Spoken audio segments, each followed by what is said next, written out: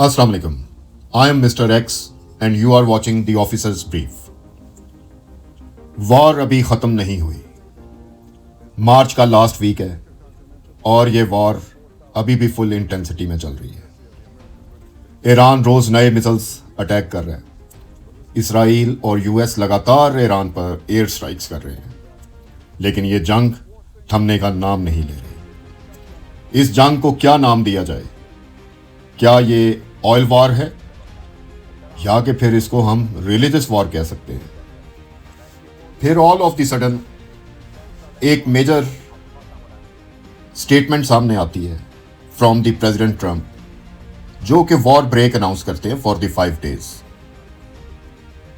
अब इसको हम वॉर ब्रेक कहें या ये ट्रंप की एक नई चाल है और ट्रंप वाकई ही सीरियस हैं अबाउट दी निगोशिएशंस.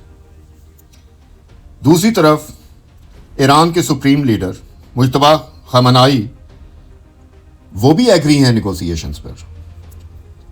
और सबसे बड़ी बात यह है कि पाकिस्तान इसमें कलीदी रोल अदा कर रहा है.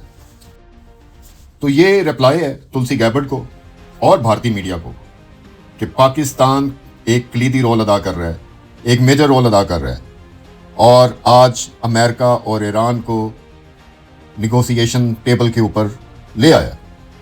और ये निगोशिएशंस कहाँ पर हैं? पाकिस्तान में. दूसरी तरफ वायलेंस रुकने की बजाय और तेज हो रही है. फ्रेश मिसाइल्स अटैक्स, आसमान पर आग बरस रही है. तेल अवीव, हाइफा सिटीज पर मिसाइल फायर किए जा रहे हैं और दूसरी तरफ ईरान के शहरों पर एयर स्ट्राइक्स जारी हैं. ऐसे में नेतन्याहू, जिनका एक बहुत ही इंपॉर्टेंट स्टेटमेंट सामने आती है और उनका ये कहना है, Netanyahu says it is not US decision when this war ends, it is when the IDF says this war ends. यानी उनका ये कहना है कि प्रेसिडेंट ट्रंप जो हैं वो इस जंग को ख़त्म नहीं कर सकते.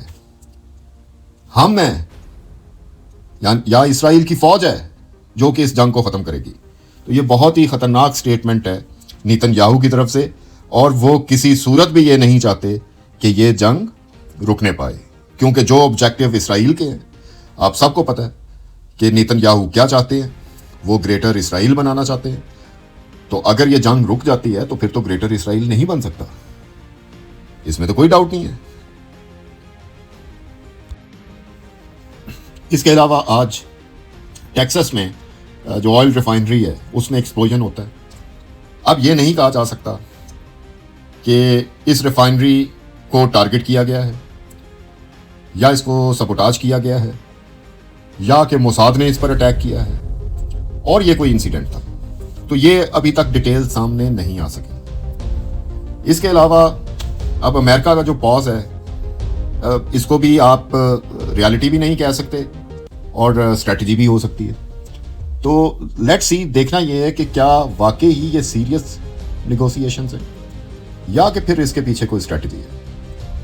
इसके अलावा अब ये वॉर सिर्फ 2 कंट्रीज तक लिमिटेड नहीं रही.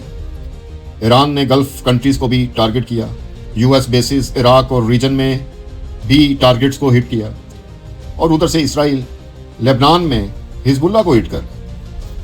तो ये अब फुल मिडल ईस्ट बैटलफील्ड बन चुकी है. इसमें लोगों की डेथ हो रही है, लोग जख्मी हो रहे हैं, इंफ्रास्ट्रक्चर डैमेज हो रहा है और ये जंग अब एक्सपेंड करती जा रही है. ऑयल प्राइसेस मार्केट में डे बाय डे इंक्रीज हो रही हैं, प्रेशर बढ़ता जा रहा है, टेंशन राइज होती जा रही है.